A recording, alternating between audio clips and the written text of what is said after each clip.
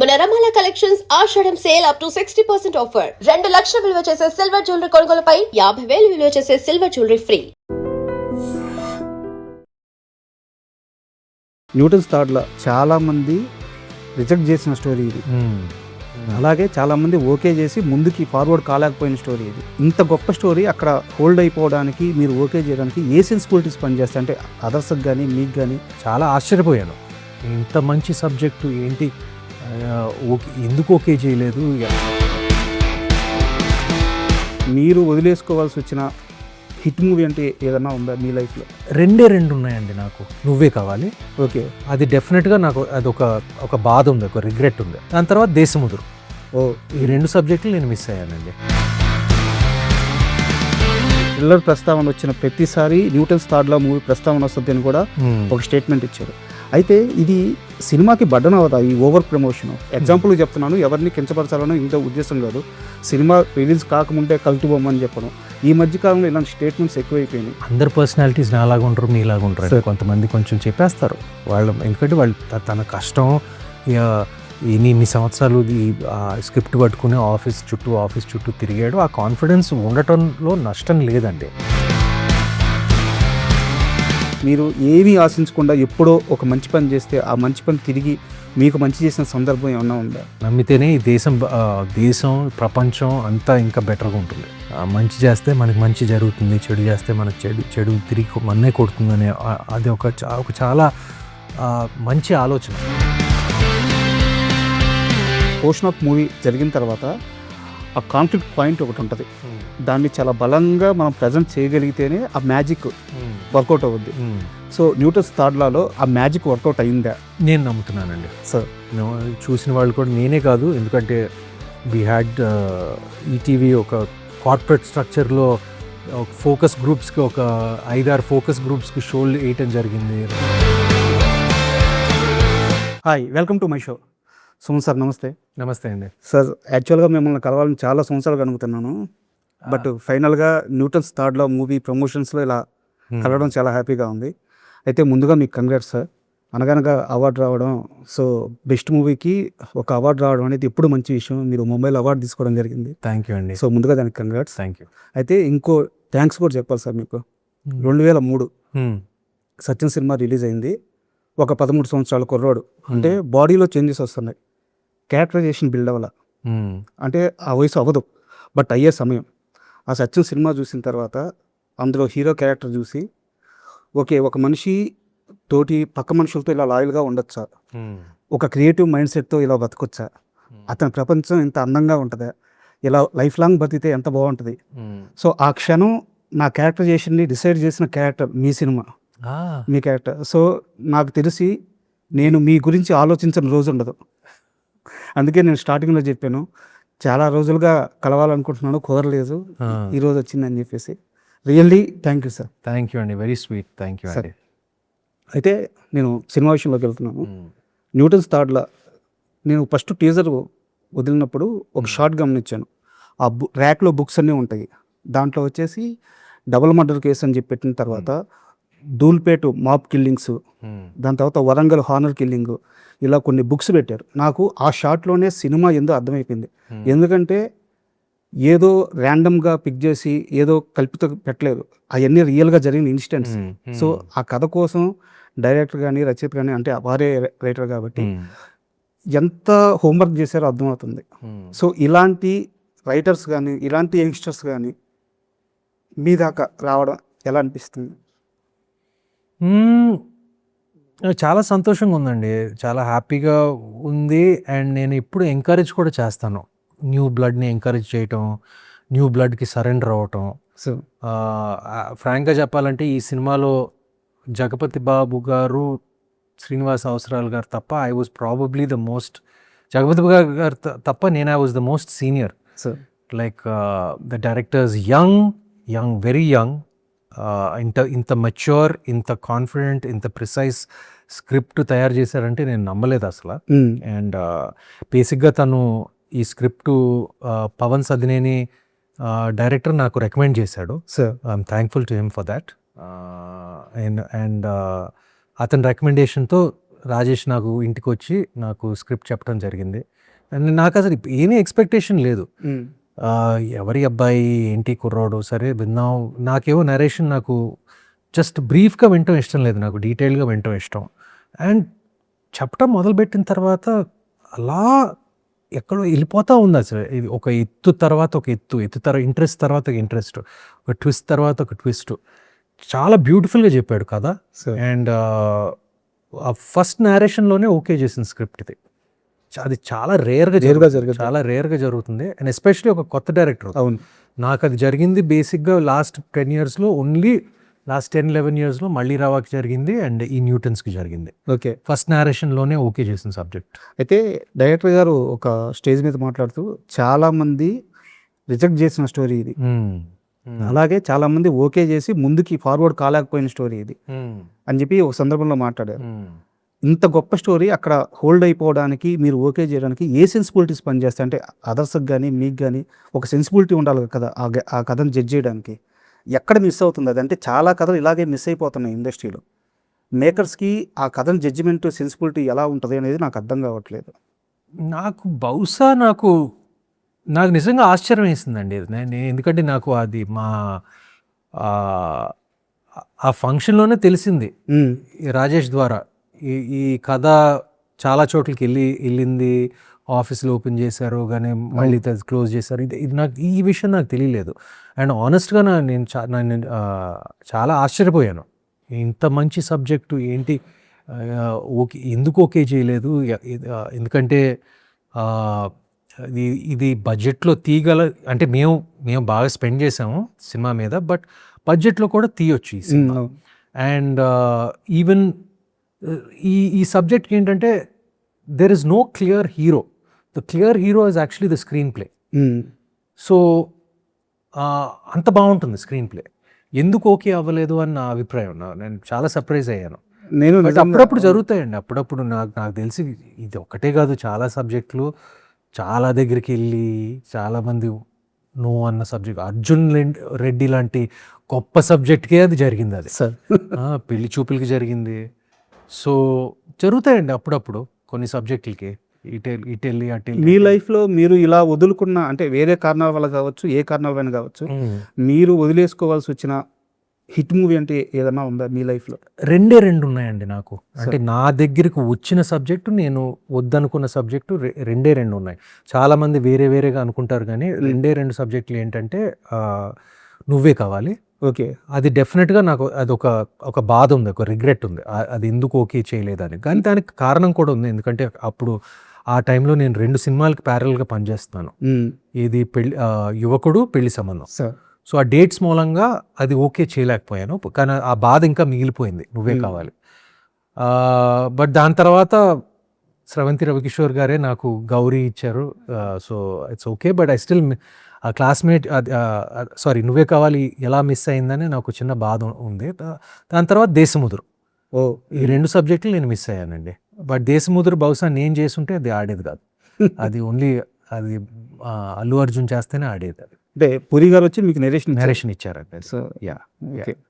And అయితే నేను ఒక సీరియస్ క్వశ్చన్ అడగాలి సార్. న్యూటన్స్ థర్డ్ లాకి సంబంధించి జానన్ని రీడిఫైన్ చేయగల సినిమా అని చెప్పేసి ఒక స్టేట్మెంట్ ఇచ్చారు.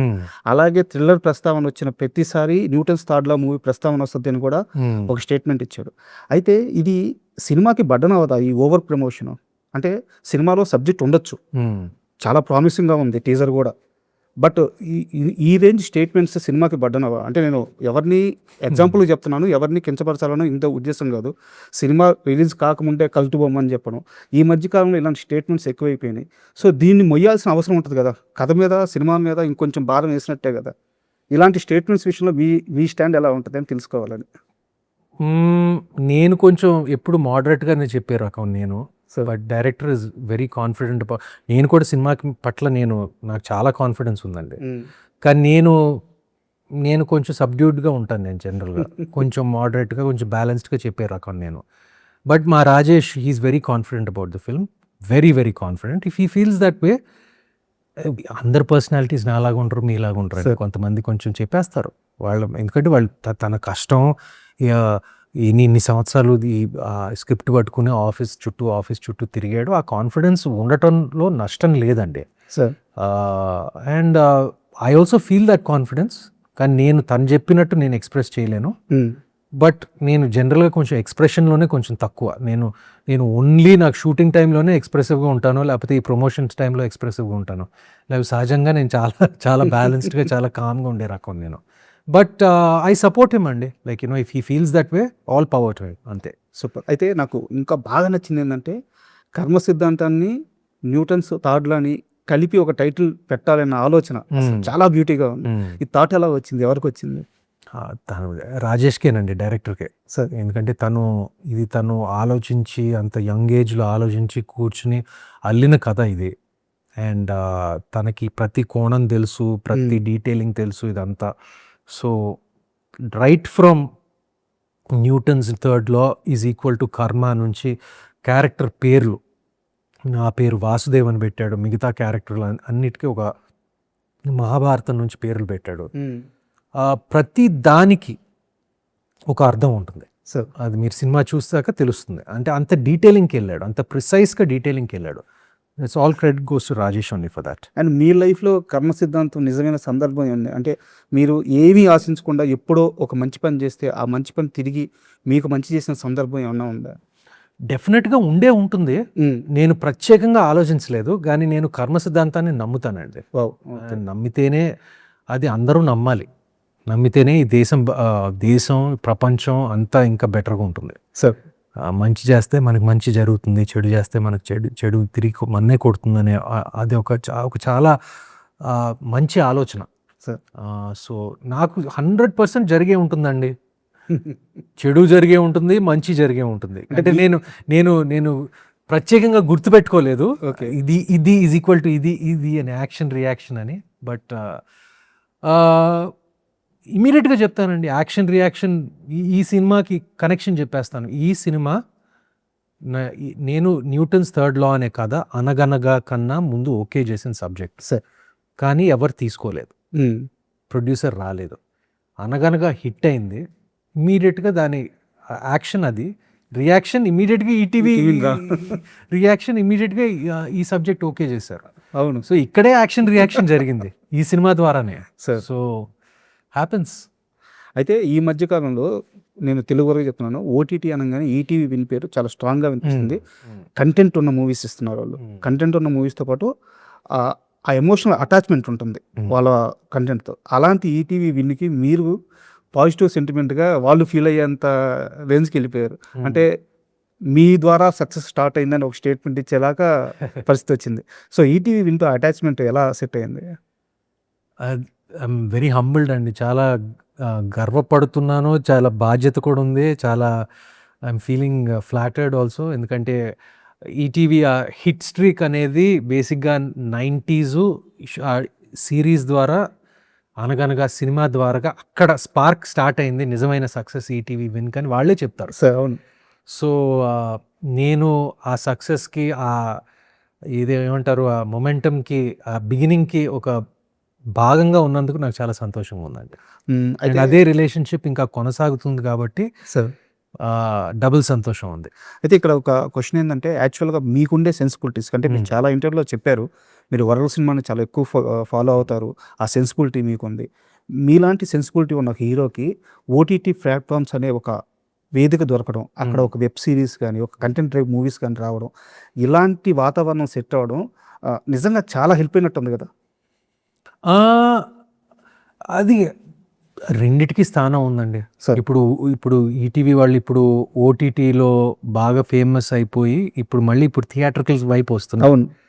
సో ఇది లిటిల్ హార్ట్స్ కానివ్వండి, రాజు వెడ్స్ రాంబాయ్ కానివ్వండి, ఇప్పుడు న్యూటన్స్ థర్డ్ కానివ్వండి, ఇప్పుడు సో ఆ రెండిటికి వాటి ప్రత్యేక స్థానం ఉంది. వాటికి ప్రత్యేక ఆడియన్స్, వాళ్ళ ఆడియన్స్ ఉన్నాయి. ఇది గొప్ప నేను అన్నిటికీ వాళ్ళ చోట్లు ఉన్నాయి. So ETV is also trying to get more, వాళ్ళ ప్లాట్ఫామ్ని ఇంకా బిల్డప్ చేయడానికి ట్రై చేయటమే కాకుండా అన్ని they doing everything they can. So దానికి నేను ఒక భాగంగా ఉన్నందుకు ఒక చిన్న స్పార్క్ వెలిగించినందుకు నాకు ఒక సంతోషం కూడా ఉంది అది. అయితే నాకు మీ విషయంలో కంప్లైంట్ ఉంది. మీకు ఎప్పుడు మంచి సినిమా పడ్డా నేను చాలా ఆనందపడుతుంటా. ఎక్కడున్నా ఏం చేస్తున్నా సరే సుమంత్ గారికి హిట్ పడింది అనగానే చాలా హ్యాపీగా ఫీల్ అవుతుంటాను అనమాట. అయితే మళ్ళీ రావా విషయంలో కానీ అనగనగా కానీ మళ్ళీ రావా రిలీజ్ అయినప్పుడు ఆ సినిమా మంచి నెంబర్స్ మేక్ చేసింది. అండ్ మోర్ ఓవర్ ఇంకోటి అన్నిటికీ మించి ఏంటంటే చాలా గౌరవం తీసుకొచ్చింది. అనగనగా ఎంత పెద్ద హిట్టో మీకు తెలుసు. మళ్ళీ రావా తరువాత మీరు మళ్ళీ సినిమాల్ని ఇంకొంచెం అగ్రెసివ్గా అప్రోచ్మెంట్ ఎక్కడో తగ్గిందని నాకు అనిపించింది. అనగనగా థియేటర్లో రిలీజ్ అవ్వలేదు. అంత మంచి ప్రోడక్ట్ చూసుకున్నాక థియేటర్లో వచ్చి ఉంటే బాగుంటుంది. నేను ఓన్లీ అభిమానిగానే మాట్లాడుతున్నాను, జర్నలిస్ట్గా మాట్లాడట్లేదు. నాకు నచ్చిన హీరో ఎందుకు దాన్ని మేనిఫెస్టేట్ చేయలేకపోతున్నాడు? పట్టుకొని ఉంటే మళ్ళీ ఇంకో మంచి సినిమా పడద్దు కదా, ఇది థియేటర్లో అనగనగా రిలీజ్ అయి ఉంటే ఇంకా బాగుండేది కదా అని ఒక ఫ్యాన్ అభిమానంతో అడుగుతున్నాను. ఇది జరగలేదు కదా, మీరు ఒప్పుకుంటారా? జరగలేదండి. ఎందువల్ల జరగలేదు? అది నేను నేను ఒక యాక్టర్ని, నేను యాక్టర్ బాధ్యత నేను నా బెస్ట్ ఎబిలిటీతో చేస్తాను. నేను sir director duty, producer duty, release చేసే బాధ్యత అవన్నీ అనుకునే బాధ్యత ప్రొడ్యూసర్ది. సో ఈ ప్రశ్న మీరు ప్రొడ్యూసర్ని అడగారు. సార్ నేను హీరోగా నేను జనరల్గా నేను అది నా స్ట్రెంగ్త్ అనుకోవచ్చు, వీక్నెస్ అనుకోవచ్చు. నేను బేసిక్గా సరెండర్ అయిపోతానండి. నేను డైరెక్టర్కి సరెండర్ అయిపోతాను, ప్రొడ్యూసర్కి సరెండర్ అయిపోతాను. నేను ఆ రకం, నేను బిగినింగ్ నుంచి అంతే. నేను పట్టుబట్టి నాకు ఇదే కావాలి, అదే కావాలి, నేను అలాంటి రకం కాదు. నేను సార్ గుడ్ అయినా బ్యాడ్ అయినా, బట్ నేను అలా పట్టలేదు, ప్రొడ్యూసర్ కూడా పట్టలేదు. సో అందుకనే అది ఓటీటీకి పరిమితమైంది. బట్ ఓటీటీలోనే దాని ఆడియన్స్ వెతుక్కుంటా it became a huge success. So fair enough అండి, I'm happy about that. But మీరు అడిగే ప్రశ్న మీరు యాక్చువల్గా నన్ను కాదు, ప్రొడ్యూసర్ని అడగాలి. బట్ మీ బాధను నేను అర్థం చేసుకోగలను సార్ ఒక ఫ్యాన్గా. సార్ అయితే దీని ఎక్స్టెన్షన్ ఇంకో క్వశ్చన్ ఉంది సార్. మీరు ఒక టైం పీరియడ్లో గౌరీ, దాని తర్వాత మహానంది కానీ ఒక మాస్ సినిమాని ట్రై చేశారు. చిన్నోడు కూడా మాస్ సినిమాలు ట్రై చేశారు. యాక్చువల్గా గౌరీ మంచి హిట్, మహానంది ఓకే యావరేజ్గా గుడ్ మూవీ, అండ్ చిన్నోడు కూడా బ్యాడ్ మూవీ అయితే కాదు. బట్ ఆల్ ఆఫ్ సడన్గా మళ్ళీ క్లాస్ మూవీస్ అవి బిగ్గెస్ట్ హిట్స్ వచ్చినాయి మళ్ళీ. సో మాస్ వైపు నేను ఇంకొంచెం వెళ్ళుంటే బాగుండేదని ఏమన్నా అనిపించిందా, లేదంటే ఎందుకు అది సరైన దారిలో వెళ్ళలేకపోయింది మీ రేంజ్ కదా? నాకు అవకాశాలు రాలేదండి. నాకు అలాంటి అవకాశం వస్తే, నాకు గౌరీ లాంటి అవకాశం వచ్చుంటే సార్ నేను డెఫినెట్గా ఓకే చేసేవాడిని.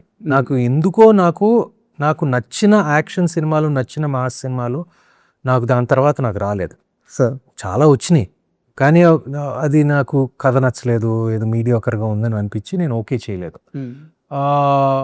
ప్యారలల్గా నాకు క్లాస్ సినిమాలు నాకు బాగా నచ్చినాయి ఇది సబ్జెక్ట్లో, అదే టైంలో, అదే క్రమంలో.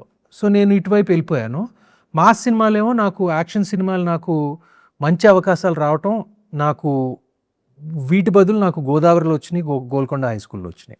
నాకు గౌరీలు రాలేదు. మళ్ళీ గౌరీలు వస్తే నేను ఎందుకు ఒప్పుకోనండి, నేను తీసుకుంటాను. బట్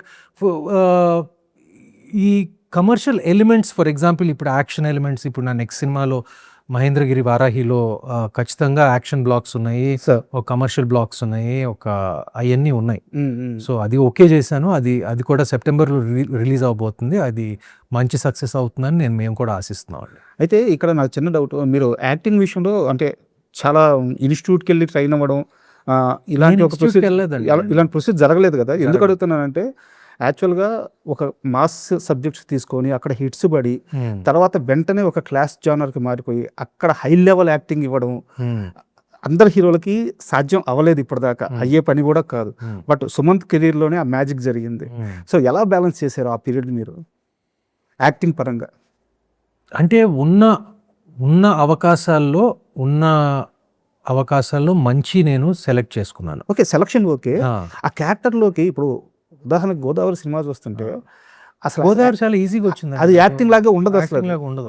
నాకు అలాంటి క్యారెక్టర్ ప్లే చేయడం చాలా ఈజీ నాకు. ఓకే, ఇన్ఫాక్ట్ మాస్ క్యారెక్టరే వాటికి మనం ఇంకొంచెం కష్టపడాలి.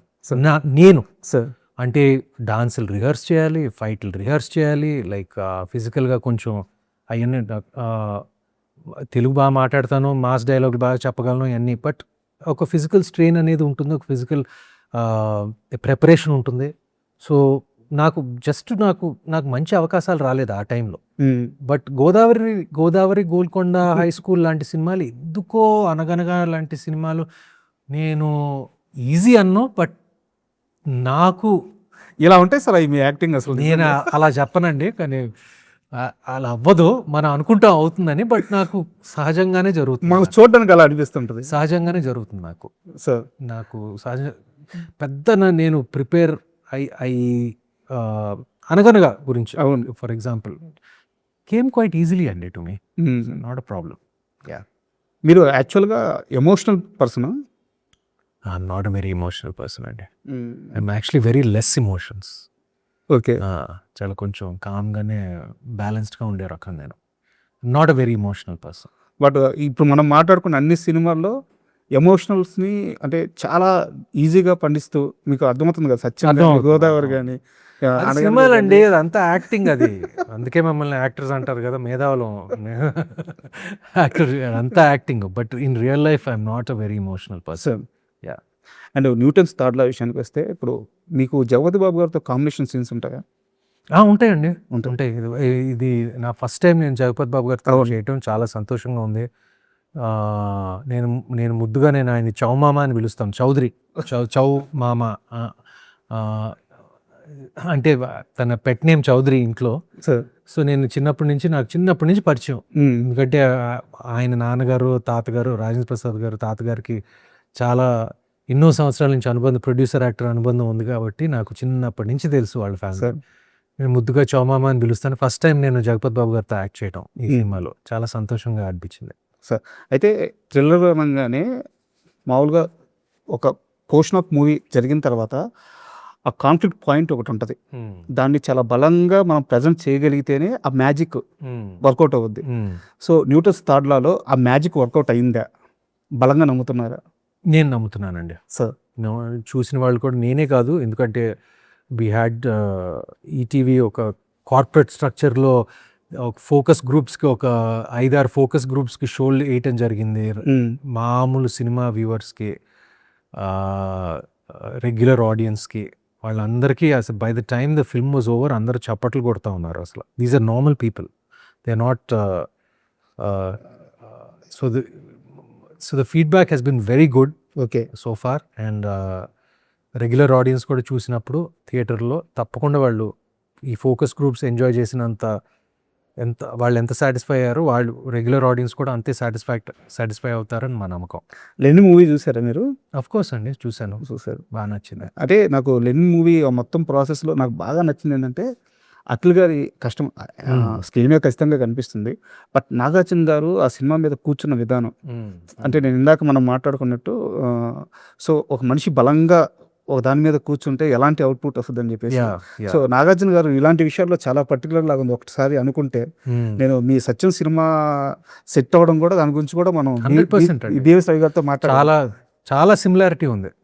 ఇప్పుడు సత్యంలో చిన్మయ్య ఎంత పట్టుబట్టి కథని పర్ఫెక్ట్ చేసుకుని, ఫైనల్ కట్ చూసి మార్పులు చెప్పి ఎలా కూర్చుని చెక్కి చేయించాడో సత్యాన్ని, లెనిన్ని బహుశా దానికన్నా ఎక్కువ చేశాడు.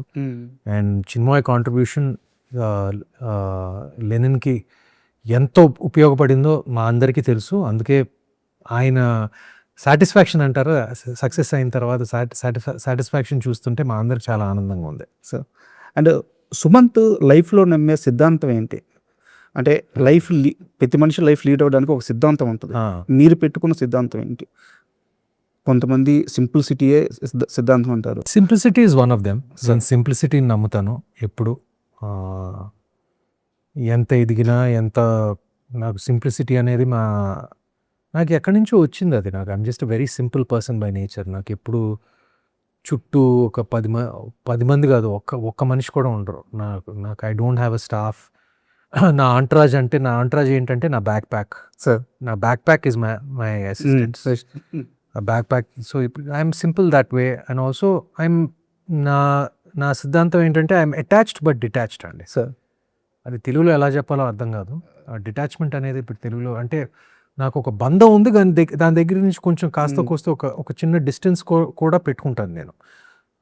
వృత్తి అయినా పర్సనల్ విషయాలైనా ఏదైనా కొంచెం నేను అటాచ్డ్ యట్ డిటాచ్డ్గా ఉంటాను కొంచెం. అలా ఉండడం వల్ల లాభం ఏంటంటే ఏ సిచ్యువేషన్ హ్యాండిల్ చేయొచ్చు. బహుశా సార్ తెలియదేమో నాకు, బట్ నేను అది ఆటోమేటిక్గా నేను నా పర్సనాలిటీలోనే ఉంది అది. And I'm pretty calm by nature, కొంచెం introverted. So that's my story.